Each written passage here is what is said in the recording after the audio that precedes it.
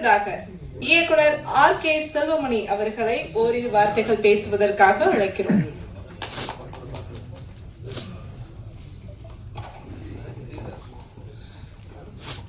வெள்ளிக்குதிரை திரைப்பட இசை வெளியீட்டு விழா அறிவித்துள்ள ஊடகவியலாளர்கள், பத்திரிகையாளர்கள் மற்றும் அனைத்து நண்பர்களுக்கும், மேடையில் உள்ள நண்பர்களுக்கும் என்னுடைய முதல் வணக்கத்தை தெரிவித்துக் கொள்கின்றேன்.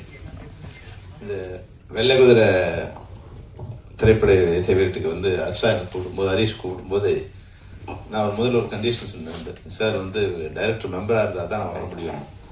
அது சாரி, அது ஹர்ஷா இங்கே வந்த பிறகு தெரியுது நீங்கள் ரொம்ப சிரமமான இருந்தது இந்த படத்தை பண்ணியிருப்பீங்கன்னு.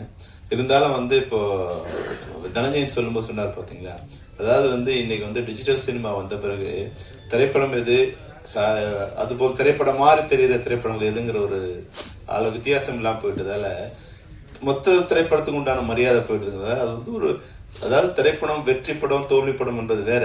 ஆனால் திரைப்படமாகவே இல்லாமல் பல படங்கள் வர்றதால எங்களுக்கு அது ஒரு அவமானமா இருக்கு. அப்போ அது குறைஞ்சபட்சம் அதில் உறுப்பினர்கள் இருந்தால் அந்த திரைப்படம் ஒரு நல்ல படமாக வரும். அது வெற்றியாகுது தோல்வியாகுது அது வேற விஷயம். ஆனால் திரைப்படமாக இருக்கும் அப்படிங்கிற ஒரு அடிப்படையில் தான் உறுப்பினர்கள் இருந்தால் தான் நாங்கள் அந்த நிகழ்ச்சியில் கலந்துக்கிறதும் நாங்கள் ஒரு இயக்குனர் சங்கத்தில் ஒரு தீர்மானமாக எடுத்திருக்கோம். அந்த அடிப்படையில் தான் உங்களுக்கு அது ஒரு கம்பல்ஷன் கொடுத்தோம். அதனால் அது தப்பாக எடுத்துக்காதீங்க.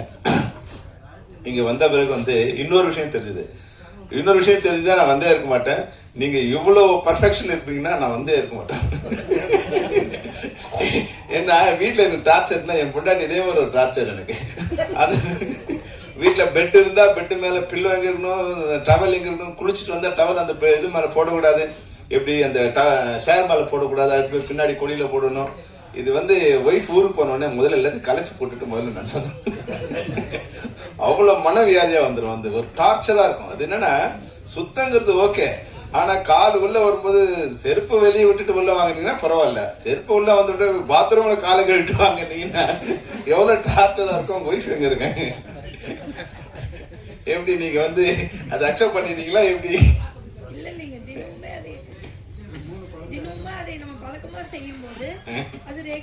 ரெகுலர் இல்ல விரும்பி பண்ணீங்களா வலிஞ்சு பண்ணீங்களா தான் கேட்கணும். Very good very good. ஏன்னா நான் விரும்பி பண்றது இல்லை. ஏன்னா இன்னும் நான் 30 வருஷம் ஆனா கூட அது என்னன்னா வீடு வீடா இருக்கணும் இல்லையா, நான் கொஞ்ச நேரம் ஒரு சுதந்திரமா இருக்கணும் இல்லையா, அதுக்கப்புறமா எடுத்து வச்சுக்கலாம். வந்த உடனே குளிச்ச உடனே எடுத்து அங்கே வைக்கணும், புக்கு எடுத்தா புக்கு அழகா வைக்கணும், அந்த போட்டோ எடுத்தா போட்டோ எடுத்து வைக்கணும். எங்க நண்பர்லாம் வருவாங்க, நீங்க எங்க ஒய்ஃப் வரும்போது என் வீடு எப்படி இருக்கும், எங்க ஒய்ஃப் இல்லைன்னா வீடு எப்படி இருக்கும்னா, வீடு எங்க ஒய்ஃப் இல்லைன்னா ஜூ மாதிரி இருக்கும், அப்படியே கலைஞ்சி கிடக்கும். என் ஒய்ஃப் வந்தாங்கன்னா ஒரு லைப்ரரி மாதிரி இருக்கும், எல்லாம் அடுக்கு இடத்துல அப்படி நீட்டா இருக்கும், செப்பல் இருக்க வேண்டிய இடத்துல இருக்கும். அது எனக்கு கொஞ்சம் கஷ்டம். அது நீங்க பரவாயில்ல, ஒய்ஃபும் நீங்க அதை செக் பண்ணிட்டீங்க, அதனால உங்களுக்கு வாழ்த்துக்கலாம். மற்றபடி இந்த வெள்ளை குதிரை நிச்சயமா அதை பார்க்கும்போதே அந்த இவ்வளவு ஆர்வம் இருக்கு. உங்களோட மகுடத்துல இத்தனை வைரங்கள் இருக்கு. 1 2 3 4 5 6 7 8 9 54 இது இருக்கு. உங்க வைரங்கள் உங்க மகுடத்துல இருக்கு. நிச்சயமா தமிழ் ரசிகர்களும் அதுக்கான மகுடத்துக்கு உங்க மகுடத்துல ஒரு வைரக்கல் இருக்காங்கிறதுல எந்த விதமான சந்தேகமும் இல்லை. ஏன்னா திரைப்படங்கள் 2 திரைப்படங்கள் இருக்கு. ஒன்று கமர்ஷியலா, இப்போ நான் அப்படிதான் படம் போடுறேன். இது மாதிரி படங்கள் நான் பார்த்ததோடு சரி. ஏன்னா எங்கள் இன்ஸ்டியூட்டில் முதல்ல போகும்போது இந்த படங்கள் தான் உலக படங்கள் தான் எங்களுக்கு முதல்ல காமிப்பாங்க, இதுதான் திரைப்படங்கள் அப்படின்னு காமிப்பாங்க. அப்போ பார்த்து எனக்கு பயம் வந்துடுச்சு. இந்த படங்கள் நம்ம பார்த்ததே இல்லை இது வரைக்கும். நான் 22 வயசு நான் உள்ளே போகும்போது அப்போ இந்த மாதிரி படங்கள் நான் பார்த்ததே இல்லை அப்படின்னு. ஒரு 100 படங்கள் பார்க்கும்போது முடிவு பண்ணா வெளியே வரும்போது இது மாதிரி படங்கள் நம்ம பண்ணக்கூடாதுன்னு முடிவு பண்ண. ஏன்னா அது எனக்கு அந்த வயசு வரைக்கும் நான் அந்த படங்கள் பார்த்ததில்லை. ஆனால் என்ஜாய் பண்றதுக்கு அதான் நேற்று ஒரு படம் பார்த்தேன். நான் பாரதி ராஜா சார் ஒரு படம் பார்த்தேன், முதல் மரியாதைன்னு ஒரு படம் பார்த்தேன். முதல் மரியாதை படத்துக்கு 2 விஷயம் இருக்கு. ஒன்று 1985 அந்த படம் ரிலீஸ் ஆச்சு. அப்போ நான் திரைப்பட கல்லூரியில் மாணவனாக படிச்சுட்டு இருக்கேன். அப்போ மணிவண்ணன் சார் அசிஸ்டன்ட் டைரக்டர் சேர்ந்து அப்போ அவர் எடிட்டர் கந்தசாமிங்கிறவர் நான் உதவியாளராக ஒர்க் பண்ணிட்டு இருக்கேன். படிச்சுட்டு இருக்கும்போது அவர் மணிவண்ணன் சார்கிட்ட என்னை ரெக்கமெண்ட் பண்ணி சேர்த்து விட்டார். அப்போது யார் நீங்கள் என்ன நம்ம திரைப்பட கல்லூரி படிச்சிருக்கேன், அப்படியா சரி பார்க்கலான்னாரு. இப்போ 2 மாதம் கழிச்சு சொன்னார், சரி ஒரு நாள் நம்ம படத்துக்கு போகலான்னு என்னை கூப்பிட்டு போனார். 1985 ஜூன் நினைக்கிறேன், ஜூன் மாதம் மே ஜூனில் நினைக்கிறேன். அப்போ கூப்பிட்டு போகும்போது பார்த்தா முதல் மரியாதை திரைப்படம். திரைப்படம் பார்த்துட்டு அவர் நான் வந்து வடபழனியில் இறங்கணும். அங்கேருந்து நான் வந்து எங்கள் வீட்டுக்கு போகிறது வடபழனியில் இறங்கணும். குட்லக் தேட்டர் படம் பார்த்து ஏற்றி வந்துட்டு இருந்தார். வரும்போது படம் எப்படிலாம் இருக்குன்னு கேட்டு இருந்தார். படம் நல்லா இருக்குன்னு சொன்னோடனே அப்படி அம்பேத்கர் செகண்ட் படம் கார் வந்துட்டுது. கார் நிறுத்திட்டார். இது படம் நல்லா இருக்கா? ஆமாம் சார், படம் ரொம்ப நல்லா இருக்கு சார். கார் விட்டுருங்க கேட்டார். நீங்களாம் எப்படியா டைரக்டர் ஆகும்? இதெல்லாம் ஒரு படம், இந்த படம் நல்லா இருக்கு வேற சொல்கிறாரு. இல்லை சார் நல்லா இருக்குன்னு சொன்னேன். இந்த படம்லாம் ஒரே போர் அடிக்குது, கிழவன் காதல் யாரையா பார்க்கறது இதெல்லாம் அப்படின்னாரு. இல்லை சார் படம் நல்லா இருக்கு. அப்படியா ஒன்று பொண்ணு படம் ரிலீஸ் ஆகட்டும், படம் ஒன்றா நீங்கிட்ட வாழனா அப்படியே போயிடு அப்படின்ட்டாரு. படம் வந்து 2 மாதம் கழிச்சு தான் ரிலீஸ் ஆச்சு. அது வந்து நான் பார்த்து 2 மாதம் கழிச்சு. நான் டெய்லி கோயிலுக்கு போகிறது எப்படியாவது இந்த படம் ஓடிட்டு அப்படின்னு டெய்லி கடவுளை ப்ரே பண்ணுவேன். என்னோட பிரார்த்தனையோ இல்லை உண்மையா படத்தோட இது வந்து படம் சூப்பர் டூப்பர் ஹிட்டு. ஒரு 3-4 நாள் கழிச்சு உடனே என்ன வர சொன்னார். அவரே வர சொன்னார். வர சொல்லி எப்படி என்ன அந்த படம் உங்களுக்கு பிடிச்சதுன்னு நான் சொன்னேன். சார் இந்த படம் வந்து உங்களுக்கு வந்து பாரதி ராஜேஸ்வரியம் அவர் என்ன சொல்றாரு, அவர் எங்கள் டைரக்டர் கதை எடுத்திருக்காரு அவர் அப்படிங்கிறார். எனக்கு பாரதி ராஜேஸ்வரி தெரியாது, அவரு குடும்ப வாழ்க்கையோ அவரை பற்றி எதுவுமே எனக்கு தெரியாது, ஒரு டைரக்டர் தான் தெரியும். ஆனால் நான் படம் பார்க்கும்போது எனக்கு வந்து அது அப்படியே வந்து என்னை மிஸ்மரைஸ் பண்ணிடுச்சு, உள்ளத்தை உருக்குது சார் அந்த படம். 4-5 இடத்துல நான் எழுதிட்டேன் சார் அப்படின்னு சொன்னேன். அப்புறம் வந்து யூத்ஃபுல்லாக வேறு படம் இருக்குது, சாங்ஸ் வேறு இதுவாக இருக்குன்னு சொன்னேன். சரி, நான் அதுக்கப்புறம் பார்த்தேன். அப்புறம் 40 வருஷம் கழிச்சு நான் அந்த படத்தை நேற்று பார்க்குறேன் மறுபடியும். அப்போ தான் முதல்ல பார்த்தேன், நேற்று 2வது படம். நாங்கள் ஒரு 1000 ஸ்டூடெண்ட்ஸ் அதில் வந்து எல்லாமே வந்து விஸ்காம் படிக்கிற ஸ்டூடெண்ட்ஸு, எல்லாம் 18-19 வயசு. நான் எப்படி ரசித்தனோ அதே மாதிரி நேற்று பசங்க ரசிக்கிறாங்க. அந்த பூங்காத்துன்னு படம் ஆரம்பித்த உடனே ஒரே விசில் நான் பார்த்தேன். என்னடா பசங்களாம் மாறிட்டாங்க, இப்போ சினிமா வேற சினிமாவாக இருக்குங்கிறாங்களேன்னா நான் ரசித்த அதே இடத்துல பசங்களோட கரகோஷம் அப்படி இருக்குது. அப்போ வந்து திரைப்படங்கள் வந்து நம்ம நினைக்கிற மாதிரி வந்து இங்கே வந்து வேற ஒரு கலர் இருக்குது. இது படம் எப்படி ஆச்சு, பேன் இண்டியாக்கா அது மாதிரி ஆச்சு, இது மாதிரி ஆச்சு, அது மாதிரி எதுவுமே இல்லை. எமோஷ்னலுங்கிறது வந்து அன்னைக்கும் அப்படியே தான் இருந்தது, இன்னைக்கும் அப்படியே தான் இருக்குது. அப்போது இந்த திரைப்படத்தை பார்க்கும் நேற்று நான் டைரக்டராக அந்த படத்தை பார்க்குறேன். ஏன் இந்த படம் பிடிச்சிருக்கு, எப்படி இந்த படம் இன்வால்வ் ஆச்சுருக்கு சார். அந்த படத்தில் வந்து அதுக்கப்புறம் வந்து அந்த படத்தை சம்மந்தப்பட்ட எல்லாரும் எனக்கு நெருங்கிய நண்பர்கள். பாரதி ராஜா சார் என்னோட ரொம்ப நெருங்கிய நண்பர், ஆர் செல்வராஜ் மிக மிக நெருங்கிய நண்பர், அப்புறம் சிவா சாரோட ஒரு படம் அசிஸ்டன்ட் டைரக்டராக ஒர்க் பண்ணேன். அப்புறம் பழக்கமாக போகும்போது அவருக்கு பார்த்துருப்பேன். அவர் சும்மா சொன்னார் ஒரு என்ன சார் உங்கள் டைரக்டரு நடிக்க சொல்லவே இல்லையா, நடன்னு சொல்லிட்டே இருப்பான் அவன் அப்படின்னாரு. அப்போ நேற்று பார்க்கும்போது அவரோட சலிப்பில் வந்து ஒரு பார்த்தேன், அதில் சிவாஜி சார் 60% நடந்துகிட்டே இருக்காங்க. வேகமாக நடக்கிறாரு, மெதுவாக நடக்கிறார், சோகமாக நடக்கிறார், சந்தோஷமாக நடக்கிறாரு, லெஃப்ட்ல திரும்புறாரு, ரைட்ல திரும்புறாரு. அவர் சொன்னது ஒரு உண்மை இருக்குது. என்னன்னா எதுக்கு திரும்ப சொல்றானே எனக்கு தெரியாது. இல்லை சார் இங்கே பாருங்க அண்ணா இங்கே பாருங்க, நீங்க என்ன பண்ணணும், எதுக்குடா திரும்பணும், இல்லை நீங்க பாருங்க இங்கே பாருங்க எதுக்குப்பா நடக்கணும், இல்லை கொஞ்சம் வேகமாக நடங்க. அப்புறம் வந்து உடனே அண்ணனை கூப்பிடு சார், அண்ணன் வாங்க இங்கே நடங்க, சன்செட் எதுக்குடா நடக்கணும், யாரை பார்க்கணும், அம்மா பார்க்குறேன்னா, பொண்டாட்டியை பார்க்குறேன்னா, அப்பாட்டியை பார்க்குறேன்னா எதுவுமே சொல்ல மாட்டாயா. ஆனால் படத்தை பார்க்கும்போது அது நேற்று நான் வந்து ஒரு அனலிஸ்டாக ஒரு டைரக்டராக படம் பார்க்குறேன். அதில் ஒரு கதையுமே இல்லைங்க. ஆனால் கதை ஃபுல்லாக வந்து இயக்குனரோட மண்டையில் தான் இருந்திருக்கு. அப்போ அதை வந்து ஒரு சிற்பம் மாதிரி அழகாக செதுக்காரு. அதாவது வந்து பாரதிராஜா சார் மட்டும் இல்லை, சாரி சிவாஜி கணேசன் சார் மட்டும் இல்லை, அது ராதாவில் இருந்து நடித்த யாருக்குமே நீங்கள் பார்த்தீங்கன்னா காம்பினேஷன் சீன்ஸே இல்லை. அது ஒரு நான் அதுக்கப்புறம் அந்த இடத்த போய் பார்க்குறேன், அது மாதிரி ஒரு வில்லேஜே இல்லைங்க. நம்ம கற்பனையில் அவர் உருவாக்கிற ஒரு வில்லேஜே அங்கே இல்லை. ஒரு மரம் செடி 2-3 கோடி அந்த ஒரு ரோடு இருக்கு பாருங்க, அதுதான் அங்கே இருக்கு. அப்போ ஒரு கலைஞனுங்கிறவன் வந்து எவ்வளோ பிரம்மாண்டமான படத்தை உருவாக்கியிருக்காருன்னா 100 கோடி ரூபாய் கொடுத்தா கூட அந்த படத்தை இன்னைக்கு யாராலும் எடுக்க முடியாது. அவ்வளோ பிரம்மாண்டமான படத்தை அவர் உருவாக்கி.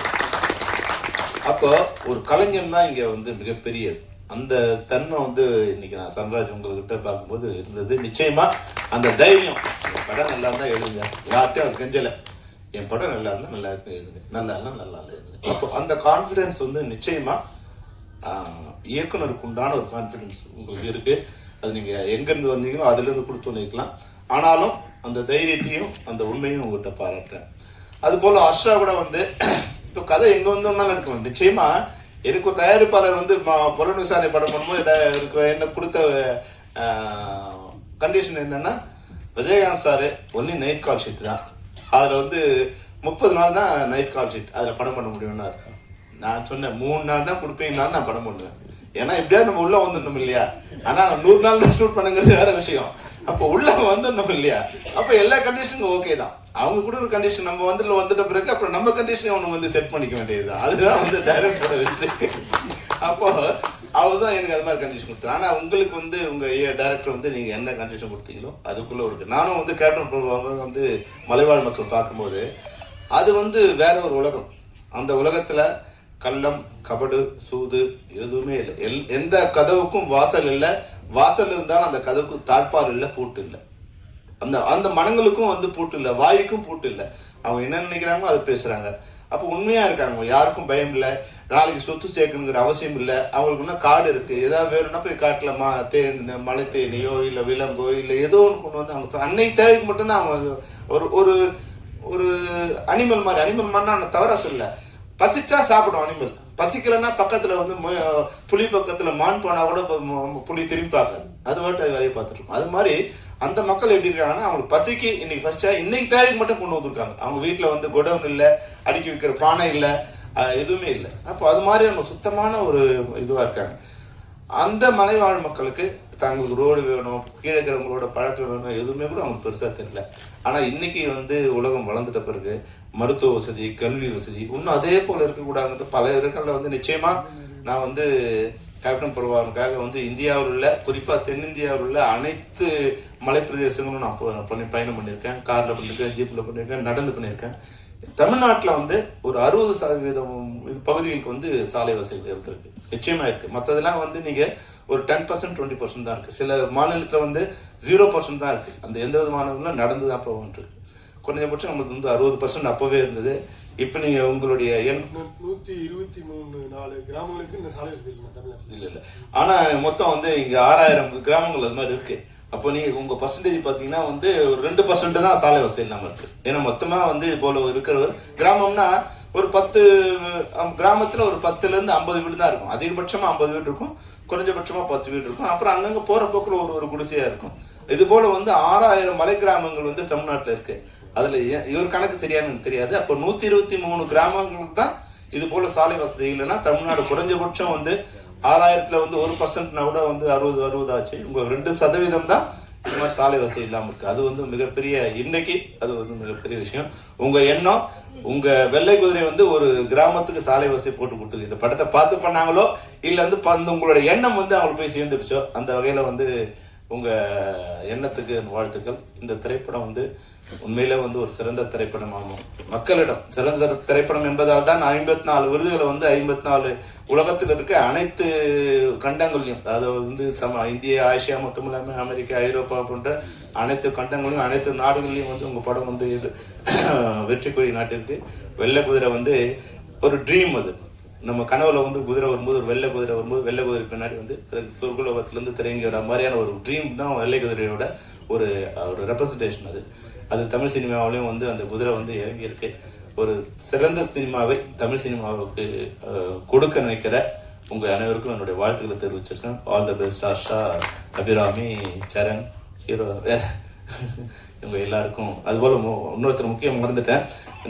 அதாவது வந்து 100 ஆண்டு பாரம்பரியம் கொண்ட இசையமைப்பாளர், அவருக்கு வந்து என்னுடைய வாழ்த்துக்கள். உங்க தாத்தால இருந்து நீங்க இதுல இருக்கீங்கிற போது ஒரு வகையில வந்து நீங்க தான் பாராட்டப்பட வேண்டியவங்க தான். இசை நாயகனாவும் வந்து இதுல நீங்க எடுத்திருக்கீங்க. உங்க இசையை நான் கேட்க முடியாம போயிடுச்சு, எனக்கு கொஞ்சம் லேட் ஆயிடுச்சு.